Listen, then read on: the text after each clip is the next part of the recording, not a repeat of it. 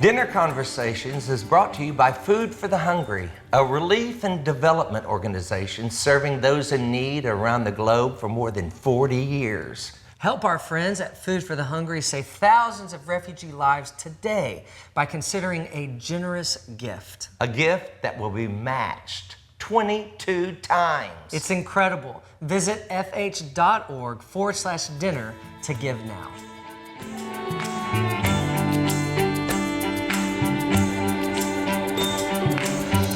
Today's episode is with a legend in Christian music and pop music. Yeah. Amy Grant is here today on Dinner Conversations, and I'm very excited. I first heard her sing My Father's Eyes. If you don't know that song, Father's Eyes by Amy Grant, Google it. Did you have it on a cassette tape?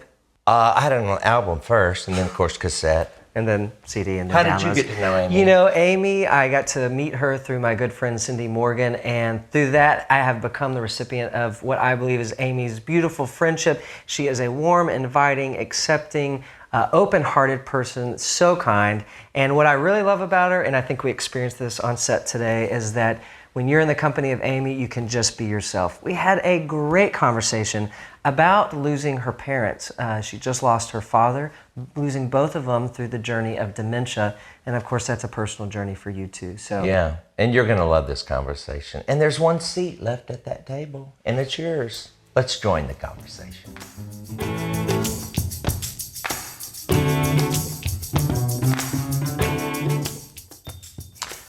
So, Amy Grant, how are you?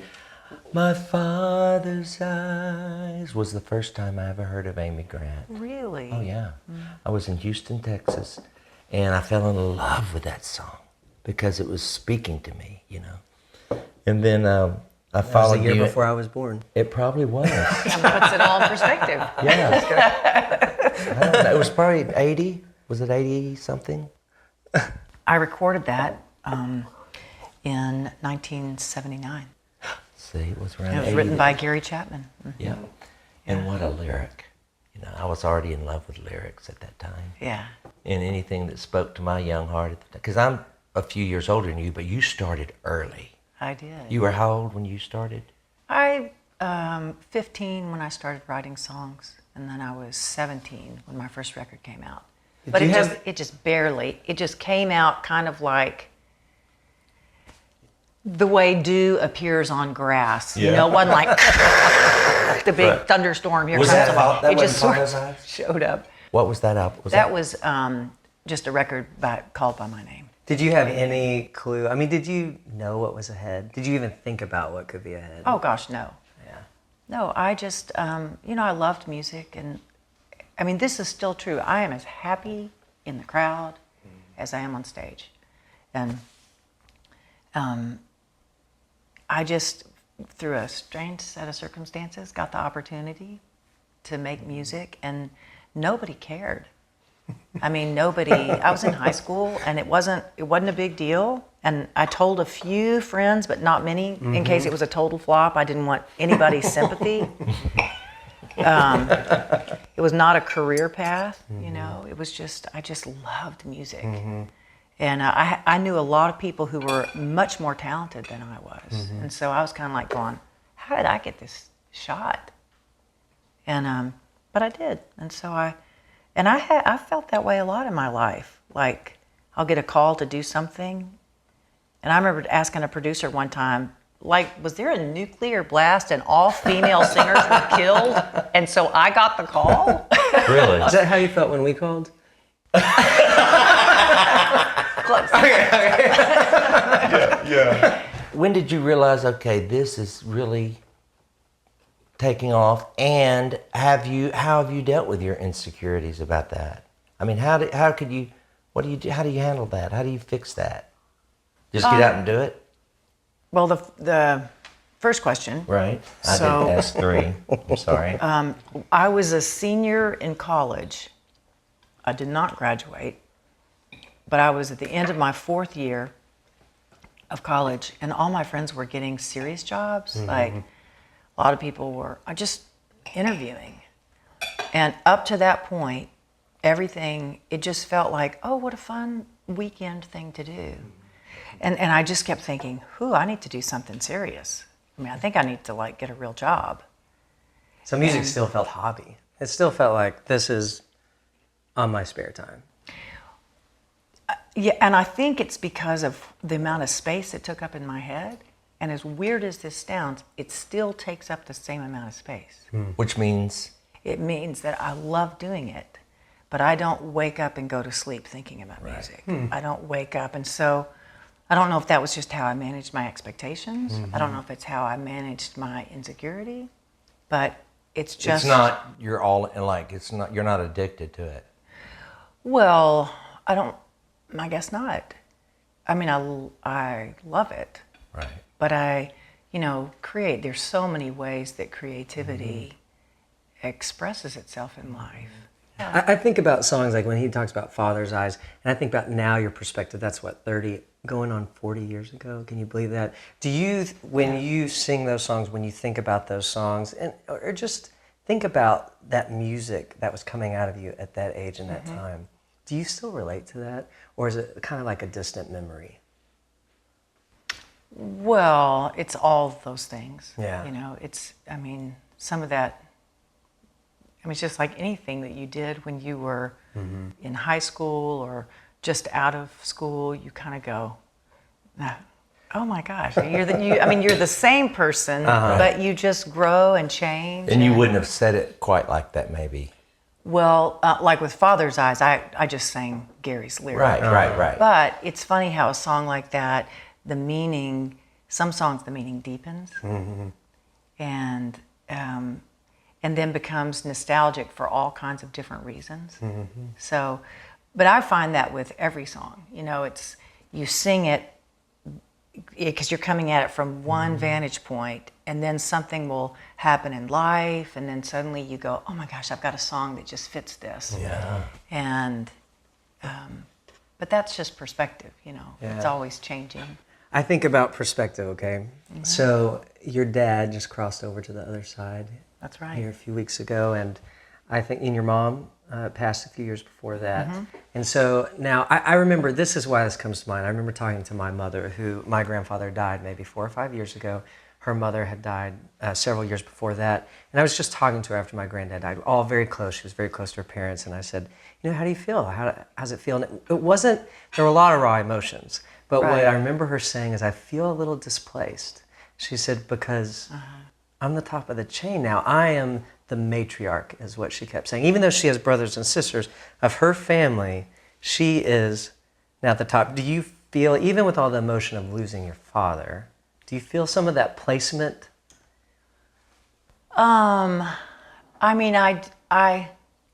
You're next. Yeah, is what he's trying to say. I do feel like,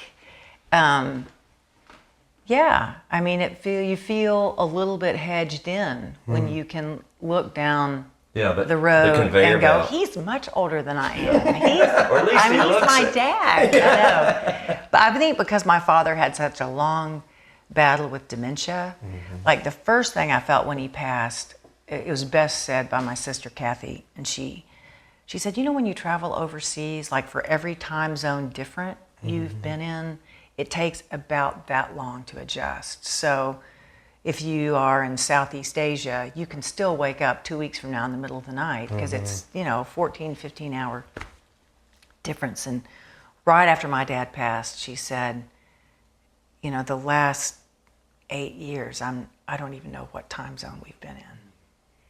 And that was really how it felt. For about 2 weeks, I just remember kind of like really feeling untethered. Not by my own mortality, but just, not thinking about, I'm next, or even the baton has been passed. What's this? Oh, I'm holding it. Oh my gosh. Right. But it just felt unfamiliar. And our routine of how we cared for him, so Did y'all take care of him yourself? No, we had professional round-the-clock care in an efficiency apartment. It was just what worked best for him, and he had saved and planned and set aside, so we were using all of his resources. Anyway, the first thing I felt was I felt untethered from my sisters. Because this was a joint Yes. unified effort. Yes. And we would at least once a week try to all be with Dad together. And, you know, as he lost language, it just became the catch up for us. You know, and my dad's always been surrounded by the voices of women. And so we thought even he's not participating, you know, but but this is familiar to him. Yeah. And that has been a big adjustment. And then I packed my suitcase. I had one gig at the Wild Goose Festival, and then I just traveled. I went to New Hampshire and visited a college friend. I was in North Carolina, a high school friend, hiking in a thunderstorm. I went to Colorado. I went to Boston to see Vince with the Eagles. It was just like, I felt like nobody was waiting on me. Right. And I wasn't letting anybody, I wasn't leaving anybody in the lurch. And that was really How fun. many years did he have that dementia? We started noticing it in 2009, and then he passed. About 9 years. Your dad, as a doctor, as someone who I would think knowledge was a resource for him and something he, you know, collected and loved and used sure. to exercise in his profession, but probably in his life too, and being a father of girls, probably sure wisdom was something he loved to impart. To lose those faculties, not even thinking about him, but you guys. I just think about it in relationship to my parents. I've gleaned so much from them. I love being in their company, hearing their words, their language, their advice. To begin to lose that. But you've hard. lost him twice. It's, That's the thing with dementia, you lose them twice. Well, that first goodbye is long and slow. Yeah. But you're right. One of my sisters battled cancer for a while, and she's great now. But, you know, she just said, I want so bad to be able to talk to Dad. Because he was in radiation oncology, you know, but... Sure. Yeah. But, you know, when he first started losing it, like you would get a voicemail. My sister played one for me, and he was trying to talk to her, and then he went, come on, Burton. Come on, like talking to his own brain. Oh my God. And we chose to speak as openly as possible with him about what was going on. And so I don't, you know, oh my gosh, I remember being out at our farm, which none of us have ever lived there, but we have just enjoyed getting away there. And I loved taking my parents out there. And at the time, I had a little golf cart that I would just moving my mom from the circle where everybody was sitting to the outhouse. Sounds awful to make an 80-plus-year-old woman use an outhouse, but it's all we had. But I was motioning to my son, going, this is you and me, buddy. I want a golf cart ride to the outhouse. You got this? And he's on the other side of the circle of a lot of family. He's going like this. Straight to the home. Well, I can tell him how to do that. Because my mom had dementia, and my dad was trying to take care of her. And finally we said, Daddy, we can't let her kill you. And so he agreed. And we told her she was going to the hospital for tests. And that satisfied her. Okay. But she went to a home. But he came every day. Yeah. And she was only in there 7 months. And her last words were, I'm going to the light on the other side. Wow. Isn't that cool? Yeah. So the dementia thing for us wasn't as long, but it is a double goodbye, you know? Yeah. Well, you know, everybody's life is unique. Yeah. And we, you know, I think we're given the tools for the unique journey that we're going to be on, and that's part of the faith. It's just trusting that you have what it takes. And you know, I'm kind of a tree nut. I have more enthusiasm than I do knowledge. But we've done 2 different small loggings of trees at our farm, and looking at the growth rings on a tree, they, you know, like I'll say, well, this black walnut was very strong, or this ash, whatever. But, you know, the growth rings on a tree are tight, which makes for really strong wood when the times are hard. And the growth rings are very relaxed when there's enough water, enough sunshine, Interesting. enough. And I feel like I got some tight growth rings. Yeah. And you can't undo that. You can't undo loss of innocence. You can't undo a new toolkit for problem-solving skills, you know? And so, but I mean, that's what we all go through. That's life. You can help save thousands of lives by giving a generous gift to Food for the Hungry today. Your gift will directly help Rohingya refugees who are currently living in dire, poverty-stricken refugee camp conditions in Bangladesh. And get this, your gift will be matched 22 times for an exponential impact. Food for the Hungry is on the ground now, providing medical treatment to hundreds of thousands of these vulnerable children and their families. This is the example that has been set for us by Jesus, that we would help our neighbors in their time of need. And this is what Food for the Hungry is doing to help relieve the refugee crisis in Bangladesh. So you can give today, partner with Dinner Conversations as we partner with Food for the Hungry. Yes. By giving generously at fh.org/dinner. And don't forget, not only will your gift be matched 22 times, but for every dollar you donate, we will enter you into a drawing for our Season 2 Grand Prize giveaway.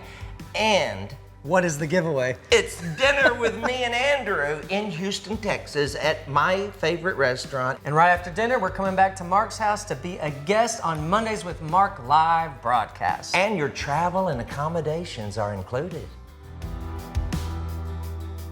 Does it ever concern you that you might? My brother and I have talked about dementia. I mean, does that worry you at all that you might get it? Do you Do worry? you ever think you might have it? I just have never known you to be. Because sometimes I think, why did I come in this room? Yeah. Have you gotten there yet? Well, yeah. I mean, every time I lose anything, I think you did that when you came in here, but go ahead. Yeah. Why did I come in? Yeah. No, every time you lose the car keys, it's like, ah! But you just can't. Yeah. Worry, no. You can't Yeah. worry about that. He said, you know, that your mom said go into the light on the other side. I distinctly remember this. I must have been maybe in junior high, and a few of us went to a show of yours. It was right after Rich Mullins had died. And you were doing a song or something in tribute of him. And you said something to that effect of, now that Rich is on the other side. And I remember in my very young perspectives and experience, just so deeply identifying with that, even at the age. That was the first time I had heard death as kind of that definition. And I think the identification was already knowing at 11 or 12 or 13 that I am in this life, present in this body, and a beautiful life it is. But pining for what is not yet. Do you find yourself even, especially in... You mean like for heaven and all? Yeah, well, and to be home, to be complete. I Yeah. mean, even more than a place, I want to be, you know, as I was created to be, which I believe we're just not yet. Do you find yourself in that kind of not yet, in between the ever after? You know, really pining for that even more. Because you've got yearning. more people over there? Maybe so. Yeah. I mean, at different times, I feel different things. I mean, I, as a high schooler, I went to such a vibrant, alive church. And this was in the 70s. And everything was Maranatha and, you know, that which means come, Lord Jesus. But I remember going, please don't come until I've had sex. I really want to be a mom. You know, there are always things that I really looked forward to. And so I was like, I mean, yes, I want you to come, but this is beautiful. Yeah. Right, yeah, and meaningful and... Yeah, and And so grandbabies, you got that coming too, or have you already got them? I have 2 grandchildren from Vince's daughter Jenny, and I'm crazy about them. How old are they? 4 and 7 months. Ooh, that's a good age. I know. 4-year-old spent the night last night. Really? So, yeah. Yeah. The battle is on. It was good. It was good. But yeah, I think I don't want to outlive my brain or my body. You know, I would love to just be grateful for the day that I'm in. And it's hard and sad to see anyone that has outlived their curiosity or outlive their joy or outlive their mind. Yes. You know, It's tough when you've outlived your mind. Is that where No, but I was thinking about a friend. Sherry Easter by chance? Her mama had Parkinson's and just passed. And I'd go visit her when I'd go see them, And she was literally awake, alive, inside, but she couldn't even open her eyes. And that's when I think, where's the Lord in all that? Why can't, why, And is it wrong to give them a little push? I'm serious, because we just put our dog down. like give people a push? Yeah, I mean, just got is really it wrong? Well, this is going in. I'm doing a U-turn here, but none of this will make the tape, or all of it will. But no, if you are dying, where do we get it in the Bible that we can't help people get on to glory? And maybe even reorienting that idea is like we've extended our lives synthetically There you to go. some degree, and I think that's the heart behind what you're saying is. Not really. Okay. No, it probably is. I was invited, this has been a few years ago, to a dinner party that Senator Frist gave. And this was the invitation. Let's have dinner and talk about dying. Ooh, I love that. And I went, oh my gosh. And then he sent out an invitation, a guest list. There were 30 some odd people there. And it was our names, where we lived, and then some description of who we were.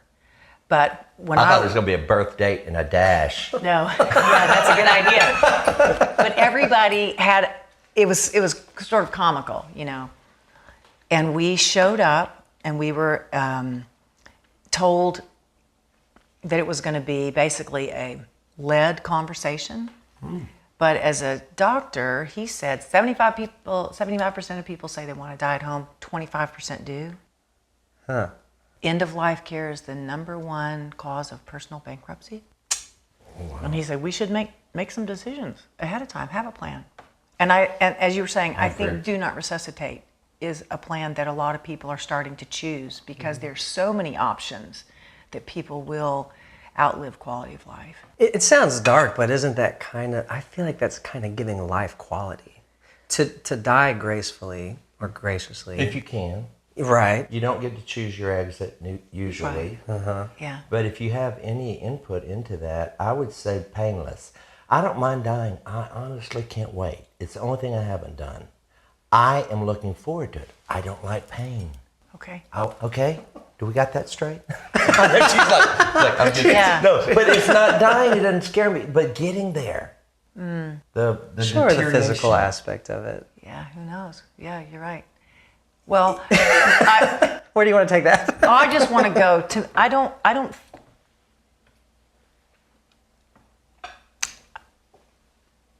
there's so much about today that is worth engaging Yeah. in. Yeah. And so I don't really even, Entertain it. I tell myself what I tell my kids. You still breathing? Okay, people are more important than things. Just keep breathing and we will figure it out from here. Oh, yeah. And so, yeah, Take it as it comes. just take it as it Tick comes. at a time. My dad always says, Yeah. I'm taking it a tick at a time. Yeah.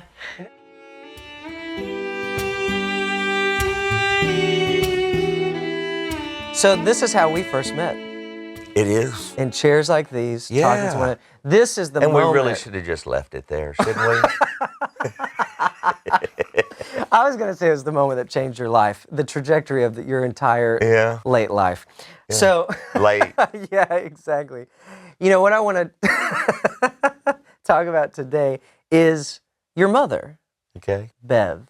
Beth. Anyone who has even seen our show, but even more so has followed your career, seen you in concert, or known you through the years, knows that your mom has had some influence on you, some kind. What kind of influence do you feel like your mom has had on you? It's interesting now that she's dead. I see her differently, and I saw her see her mother differently when her mother died. Huh. She and her mother had a very contentious relationship. It was really contentious. From both sides?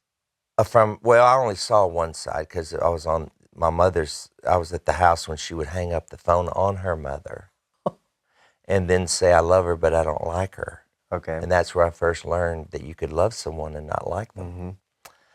And no, well, and and during my years with my mother, we got into some heated arguments. I mean, angry, because we were so much alike. Okay. I think, and she had an opinion about stuff that I didn't want her to have an opinion about. Like anything to do with my career, because when I joined the vocal band, then because she was a part of my life and my career. I had a career at 11. Right. So she was part of all that. Kind of manager mom a little Yeah, bit. maybe. And then when I joined the vocal band, I moved into a world she knew nothing about, right? And so I would come home with new problems, and she would want to give her an opinion. And so I just quit coming home with any problems Okay. at all. I knew not to discuss, anything to do with stuff that she doesn't know. So did that kind of, I mean, if you can't bring your problems home to your mom. No, I wanted, I didn't have any problems. Sure. Being in the vocal band was the easiest gig I've ever had. There were no problems, but I couldn't discuss anything because I didn't really want to anyway. I didn't come home to talk about life on the road. I came home to be her son and be with my family and go see my friends but I came home rarely when I got on the road because I was on the road all the time. But I reminded her often that you gave me to God. She would always tell me that growing up. I gave you to God before you were born, and she did, because she lost the baby before me. She nearly lost me, and so she said, and she laid in bed for 7 months because her water broke with me. At 3 months, That early? 3 months into the pregnancy, her water broke, so she had to lay down for 7 months To keep you from or 6 months. crawling out. Yeah, well, the doctor said you're not pregnant, and I was on the inside of her navel, holding on for dear life, saying yes, she is. But You were anyway, going to make it. But so while We know she was that. in bed, she over and over prayed, and that gave me the Lord. So she reminded me of that my whole life. And I felt special because of it. Well, when the Lord called me to do what I'm doing, and I left at 17, and I never looked back. I mean, Yeah, that's what you do. right. I'm not a millennial. We leave home, And when I would go home, she would be so smothering because I was home so rarely that it made me come home less Sure. because I can't breathe. You feel like I control want to a go little home bit, and or- see my friends Yeah. too. So I was going, that was really aggravating. And then, so there was all that. But when they die, and I used to make fun of Mama because I said she's rewriting history because after her mother died, she became a saint. Her mom did. Yeah. Not another negative word Really? ever. It was like a whole new person emerged. Did you ever ask her about that? Oh yeah, you know me. I'm going to ask. But the truth is, when I explained this to Gloria one time, Gaither, I said, telling her about this, and she said, "But that's just like when you go to heaven, all the negative is going to fall away." Because I do have trouble remembering the negative about her now. I have to make myself remember it if I'm going to remember it. Because now I remember all the good. I remember that I've never known anyone love Jesus or believe in Jesus. I don't know how much she loved him, but she believed in him. I think she loved him too. Sure. And it caused me to. I mean, we talked about Jesus like I'd talk about Andrew. It was as real as you are. So that was good. And same. And same and similar. Yeah, he had 2 eyes also. Handsome little devil. Yeah. I think about your mom. I do want to talk about the last few years of your mom's life. She had dementia the last 3 years 3 years of her life. that we know of. Okay. Tell me, when did it dawn on you, or when did you finally have that realization that she's going to lose her mind before she takes her last breath? When my dad called and said, the doctor said she's in the 4th stage. How do you get to the 4th stage without somebody knowing it? But my dad said he knew it because when she went to a lunch meeting with some of her girlfriends that she had done a million times and couldn't remember how to get there, that's when he first knew something was up. So I'd heard someone say the problem with dementia is you lose them twice. That wasn't an original thought, but I heard someone say that, and I watched it with her. But it wasn't bad. It was Okay. because she forgot all her dogma, which I didn't agree with anyway. So it was great, actually. Become more tender, well, or? she became much sweeter. She became not so concerned with what you believe, but just that you are. You know, it became like it should have been all along. How interesting. You know, she no longer was slipping a cassette into my pocket of a new song she wrote. Interesting. So you experienced a side of your mother. She became a fan when I joined the vocal band Yeah. and quit being my mother, which was odd. I would go home and lay on the couch and she'd be taking pictures of me like a fan would do. Okay, now that was odd. Yeah. But when the dementia came, I got 3 years of her she didn't even remember I was in anything. I mean, she remembered me, Yeah. but she didn't remember anything else. She didn't remember she wrote I Thirst. Oh, she was so proud that she wrote that. Like I'm proud. I wrote Mary, Did You Know? I mean, she should have been proud. The Cathedrals wrote it, sang it, and it became a big Southern gospel song. But the last week of her life, we were singing it in the nursing home. She knew every word. And at the end of it, I asked her, you know who wrote that, right? She said, no, who? I said, you did. She said, oh, I did. And then she said, that's pretty good. Which I thought was cute. Thirst, yet he made the sea. I thirst, said the King of the ages. In his great thirst, he brought water to me. You know who wrote that? Who? You know who wrote that. No, I don't. You wrote it. Oh, I did? Yeah. You sure did. You're That- good. That's good. You're a good songwriter. But it was nice because she still remembered Jesus, which we could talk about him, which I loved. And she knew every word to every song, every hymn, the harmony. So do you, when I think about, we talked with Amy about her parents both experiencing dementia. Y'all talked about the 2 goodbyes and the interesting process of seeing someone begin their memory, I guess, begin to diminish. I don't know if their mind diminishes, but their memory, right? You know what it is? It's like a VHS tape. It was explained to me by the head of I did a concert for Alzheimer's, big operation in Dallas, and he said it's like a video cassette tape. He said, and you've run through your whole life. He said, you get to the end and it starts erasing from the end. He said it erases from the most recent to your childhood.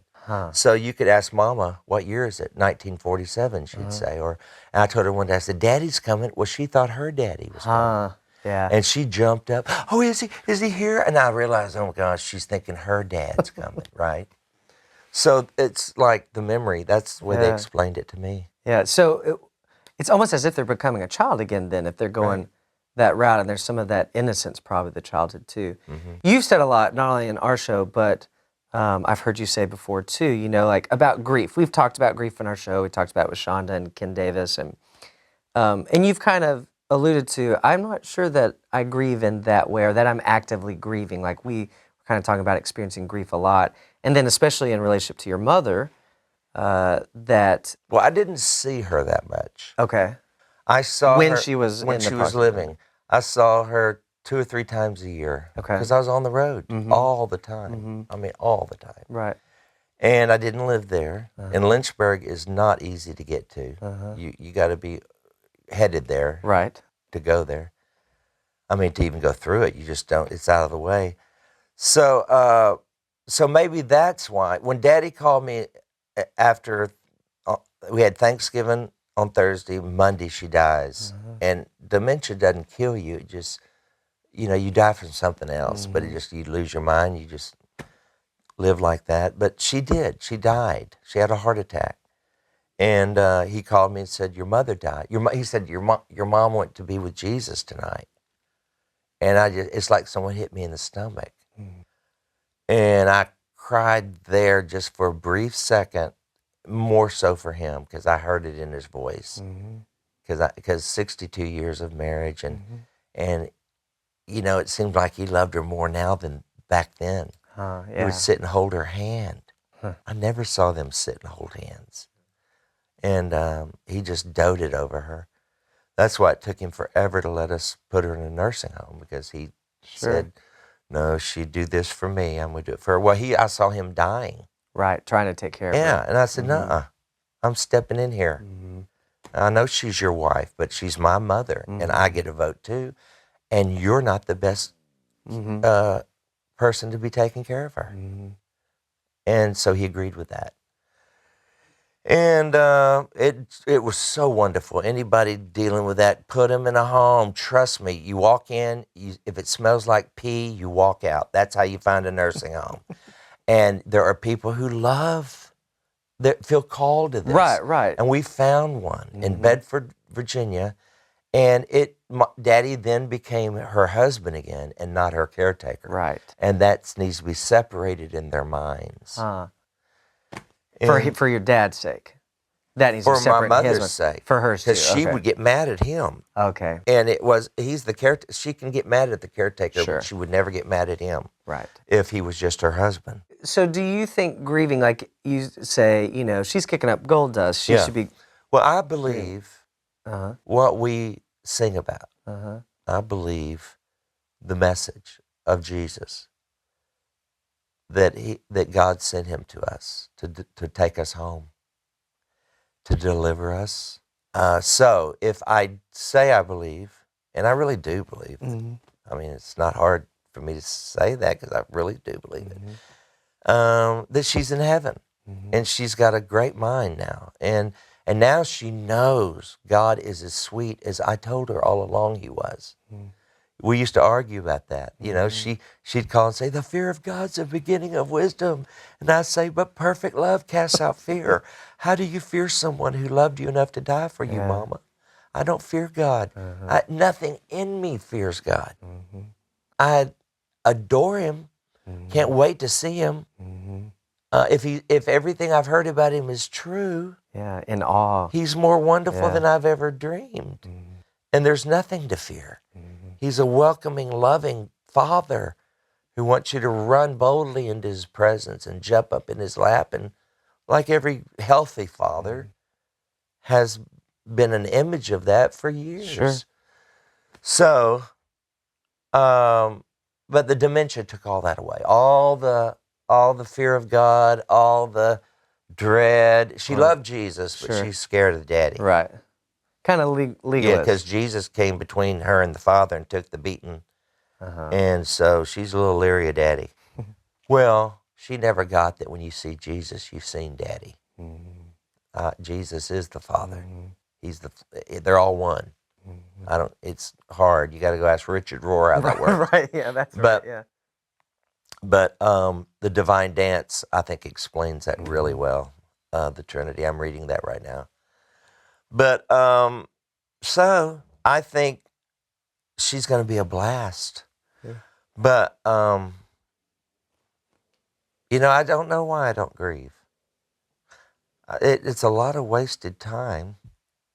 They wouldn't want you to. Yeah. Um, And some people grieve, I think, I'll speak for me. My grief would be for that baby I'm still, and I think this is the idea of what you're saying maybe, is that I'm still here in this kind of broken they should be grieving. world. Yeah, and so me. I experience that as that's what I call grief. Well, I say that in my I say, Mama's kicking up gold dust. I'm looking at you. Let her grieve. Now I've said that, and that's a joke, Right. but it's true too. Yeah. I don't think there'll be any grieving in heaven. Yeah. I mean, what's to grieve? Yeah.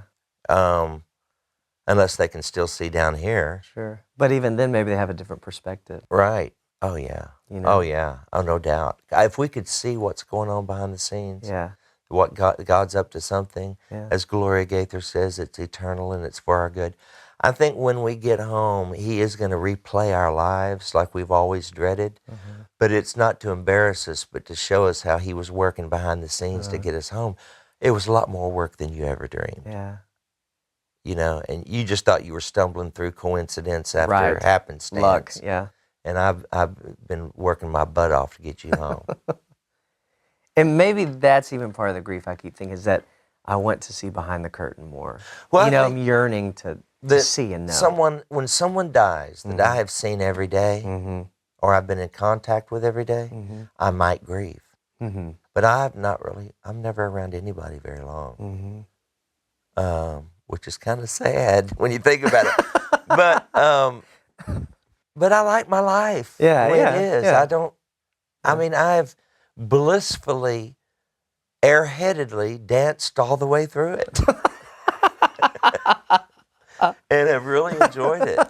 You know, even the bad stuff, I look back as, wow, Yeah. I learned from that. Yeah. I got a good story at it. That was 20 minutes. Yeah, you know? that's right. That's 20 minutes of material I don't have to worry about. You know, everything I go through that's horrible, I just look for the diamonds. And they're there. They're everywhere, especially when the world's falling apart. Yeah. Especially when you get a doctor's report. Especially when you hit Shepherd Drive face first without a helmet. They're diamonds.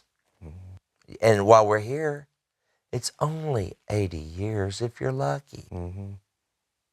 Yeah. Anybody can, when you look at eternity, that's a blip in time. Just, you know, hold on and trust Jesus and you'll get through it. Hold on, you got 20 more. Maybe. No one knows. Dinner Conversations is brought to you by Food for the Hungry, a relief and development organization serving those in need around the globe for more than 40 years. Help our friends at Food for the Hungry save thousands of refugee lives today by considering a generous gift. A gift that will be matched 22 times. It's incredible. Visit fh.org/dinner to give now. To learn more about Dinner Conversations, visit dinner-conversations.com. And while you're there, check out our Season 1 DVD with all of our past episodes and some bonus stuff, as well as check out these cool show mugs. Yeah. So when we have our next conversation, you can have coffee with us. Let's get back to the conversation.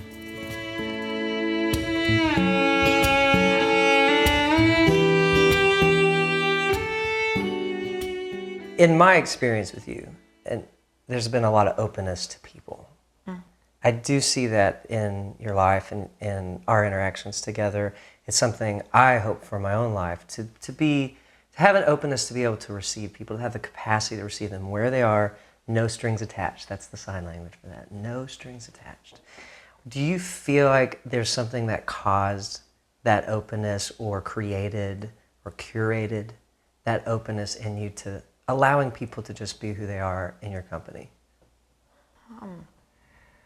Well, I guess first off is you try to provide for other people what you hope to be provided for you.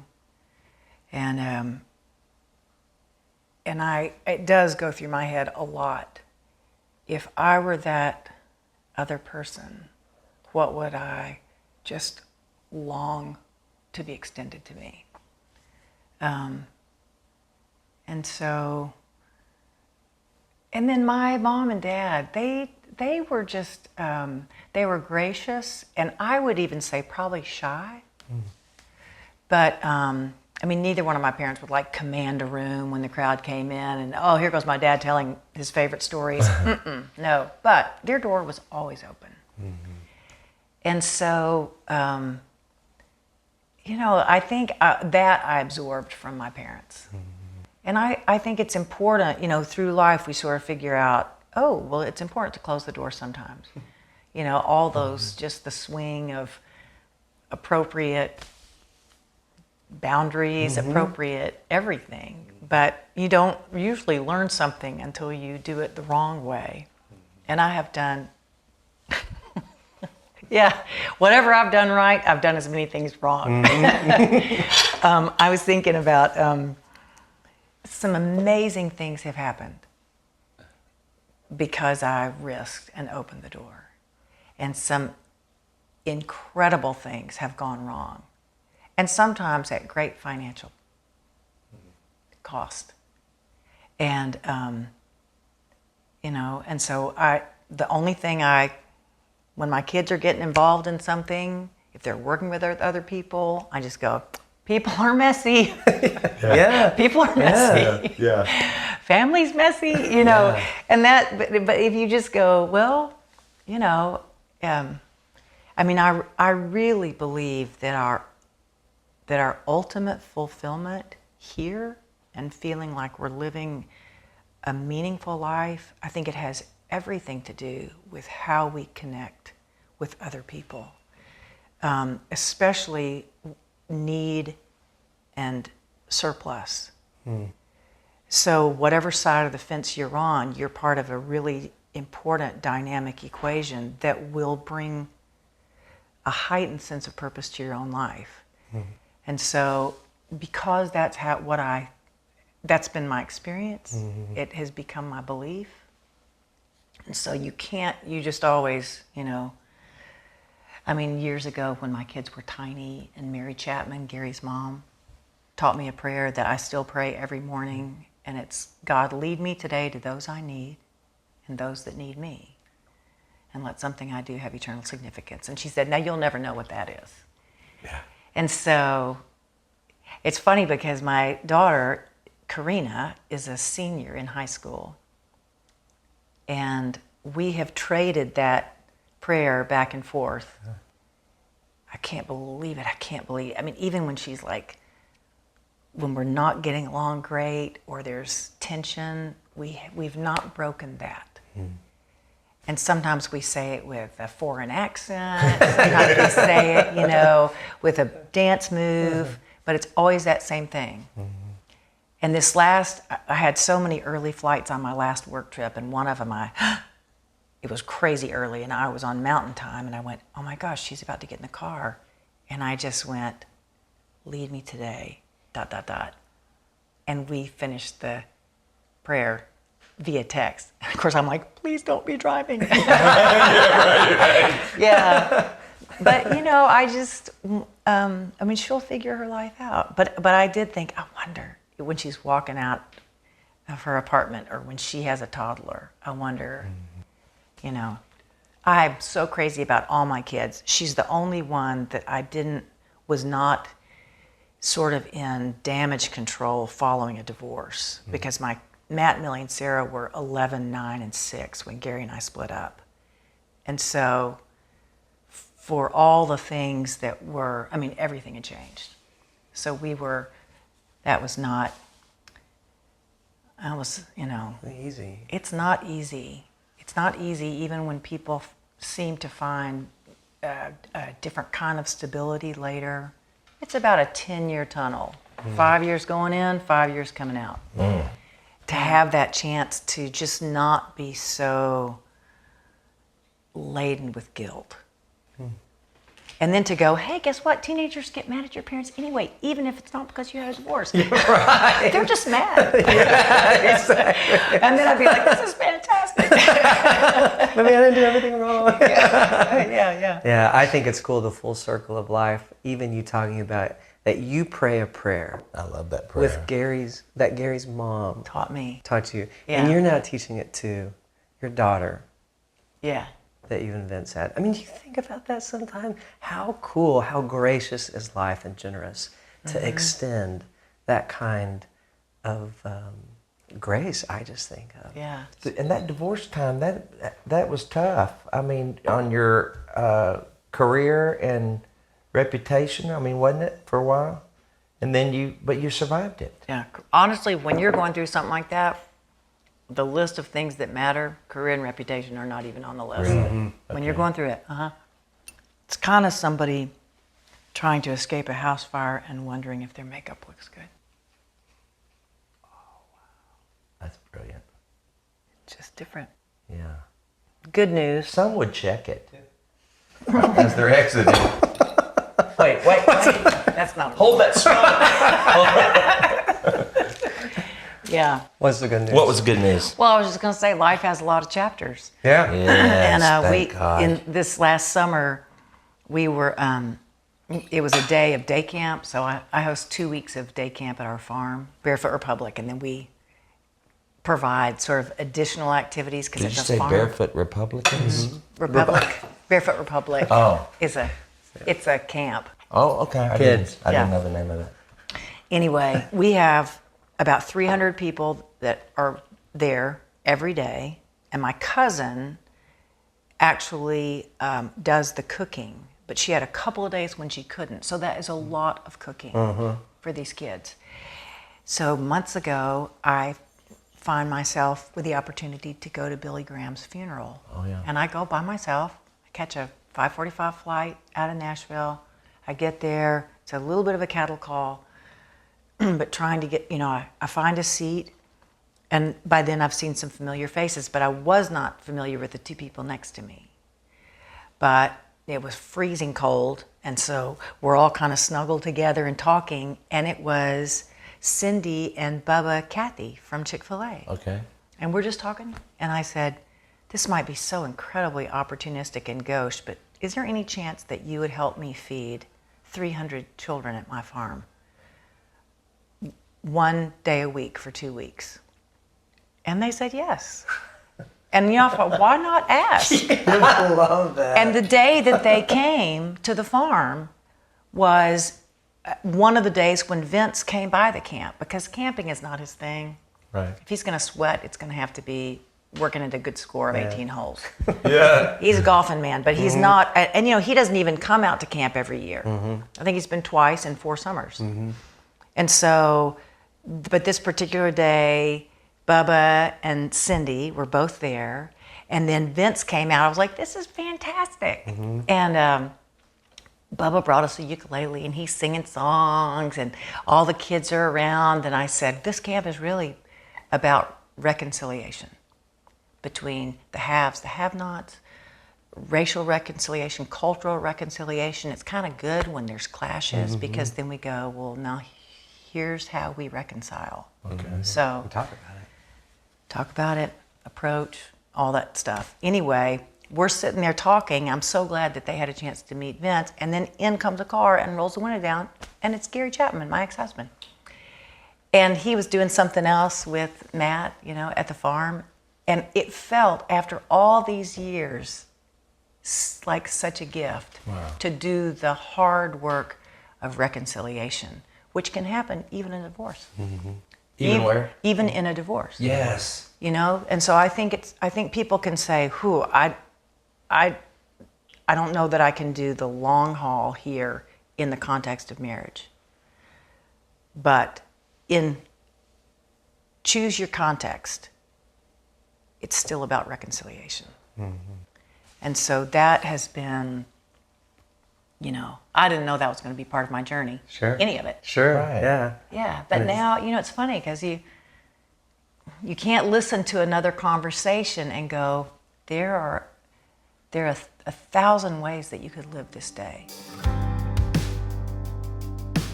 Dinner Conversations is brought to you by Food for the Hungry, a relief and development organization serving those in need around the globe for more than 40 years. And right now, Food for the Hungry is helping hundreds of thousands of Rohingya refugees in Bangladesh. Nearly 1 million refugees fled from their home in Myanmar to escape violent persecution. Refugees like Nihab, who crossed the border with her husband and 6 children. While safe from violence, refugee camp conditions are horrific, and Nihab's children are always at risk of diseases, many of them deadly. Food for the Hungry is providing medical care and treated Nihab's 3-month-old baby who fell ill with pneumonia. There are thousands more like Nihab who need our help. You can join Food for the Hungry and us in providing life-saving treatment by donating today. Even better, your gift will be matched 22 times when you give at fh.org/dinner. So $25 becomes $550, $50 becomes $1,100, and so on. Countless families urgently need our help.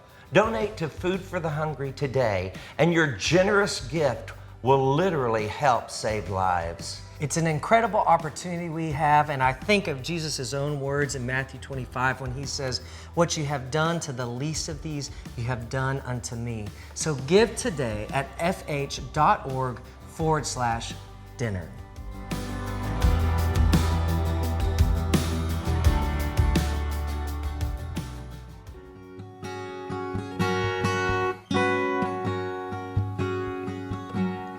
If I could see what the angels see behind the walls, beneath the sea, under the avalanche, through the trees, gone would be the mystery.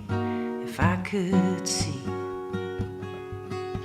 if I could hear what angels hear, the thunderous sound of a crashing tear, holy, holy, in my ear, I'd never doubt that God is near. If I could hear, I'd see that love will conquer hate. There's always hope, it's not too late. I'd find the truth is easy to believe. If I could see,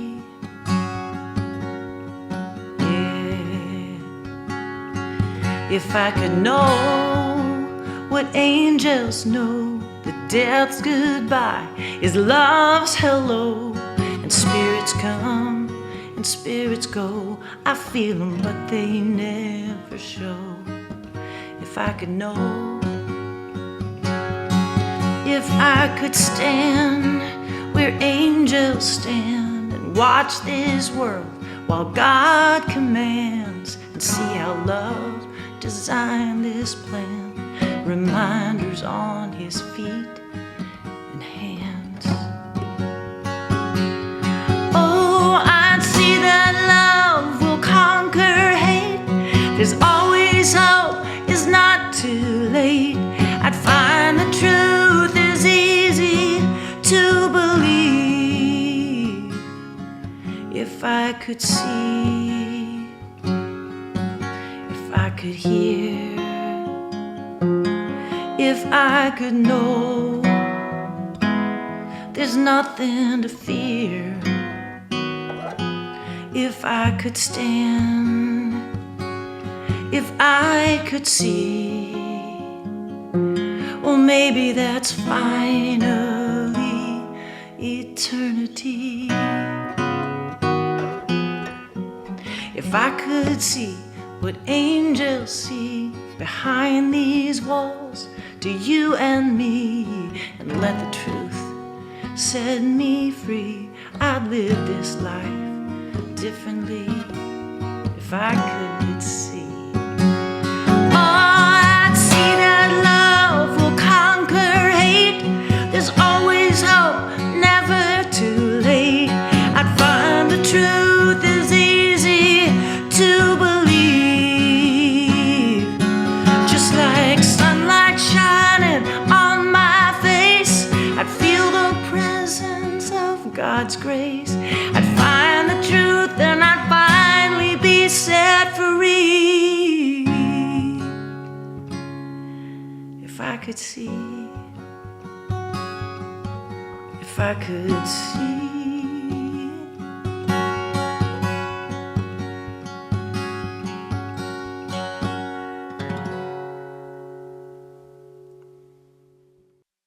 We're all just finding our way. Yeah, yeah. Well, we're all connected to each other. We are, you know. And years ago, in the middle of, personal upheaval, my brother-in-law, who was at the time my manager also, Dan Harrell, he said, just as soon as you can stop stoking that fire of anger, do, because we're all going to be at the same banquet table. Just heads up. Ooh. And he was talking about, you know, obviously on the other side of this life. Right. But it made me, it just made me think about some tables that my family has been a part of. Yeah. I think we're going to be surprised when we get home how full it is. I think Jesus wins. Oh, You know, oh gosh, I yeah. just believe it. Yeah. I think we're going to be surprised. Well, I know my mom's face, right as she was breathing her last breath. And my mom, she knew a lot of beautiful things in life, and she knew a lot of tragedy as well. And anyway, but she loved everything that had to do with God, everything that had to do with heaven, everything that had to do with Jesus. I mean, I have so many unread books that she gave me, so many, you know, and she would even say, I must sound like a broken record. Yeah. But she said, the older I get and the things that I have lost the capacity to do and the ability to do, she said, that faith frontier just gets more exciting. And so I was like, Mom, have at it. I'm captive audience. Talk all you want. Yeah. And so, but as far as just being probably the most verbal person of faith I was consistently around my entire life Your mother? was my mother. Yeah. And I'd love to have met her. anyway, but at that moment, you know, like she had not really had much interaction for about 36 hours. And 3 of us were with her right before she took her last breath, and we were singing a little bit, and of course we were choked up, and all of a sudden, I don't think she really even looked around at anything or anybody for about a day and a half. And her eyes flew open, and she had a look on her face like she was a 4.5-year-old at Disney World and there were no lines. Wow. I mean, it was so incredible. I grabbed for my iPhone and just held it above her face. I don't even know that I knew how to, and just Did you get it? well, Any of them turn out all yeah, right? I did. You know, it was a slight fade by then Yeah. because the thing that made me grab it was just what I saw. But I mean, She saw something. it changed the way I feel about death. Yeah. I mean, I'm so sad when somebody dies Yeah. early and all the lives that are changed, Oh, sure. all the lives, you know, the way it was is over, and there's a new chapter for everybody Right. whenever somebody leaves. And but I just can't with a straight face say that it's all bad. Yeah. 'Cause it's not. I It is remember not. being in Nicaragua and these women who are in the depths of what we consider poverty, right? Mm-hmm. Amazing how unimpoverished their hearts were compared to mine. And she said that Me too. the reason that we can be friends is because, or the reason that we have a connection and don't even know each other, speak the same language, she says, because God is a wild frontier with no boundaries and no borders. Yeah. You know, That's and beautiful. I think that's what we're entering into. Yeah, You know, the fullness of that. It's just that wild frontier, yeah, and that's pretty cool. yeah. Well, I've loved watching your journey. It's been fun and interesting and calming. There is a real wisdom with you that God has given you. Chaz and I've talked about it too. Isn't he funny? Yes. I love that. But God has really gifted you with even at the Women of Faith, it was just so, you got this calm spirit. Are you that way with your kids? Do you ever scream? Well, my mother was not a screamer. I've screamed probably, I bet it's been a handful of times. Oh, really? Yeah. My mother was a screamer. I think it's genetic. Is it? Really? You think? Yeah. It's just natural. I'm just saying if you're brought up by a Oh, yeah. screamer, you're probably going to be a screamer. Well, it was a I'll tell you something that'll make me scream. Let's go back to you saying you visiting Boston while Vince is with the Eagles. I just freak out about that.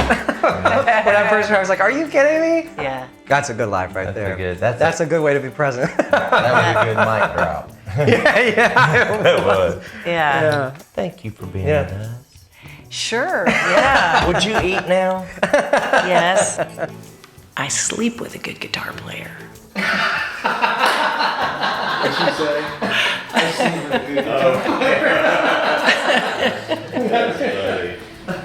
Yes, ma'am. Yes, you do. I like that comment. Amy Grant. Okay, Baby, What's it- baby. are we done? We're done. I gotta pee. Okay. Oh, sweet, sweet Amy. Wasn't that a great episode? I hope you enjoyed that. You can find more of Amy's music, so much of her music, through our Amazon affiliate link in our episode descriptions. And if you want to binge watch all of season 2 of Dinner Conversations, you can do that right now on Amazon Prime. So thanks for watching Dinner Conversations with Mark Lowry. and Andrew Greer. Yeah, turning the light on. One question at a time.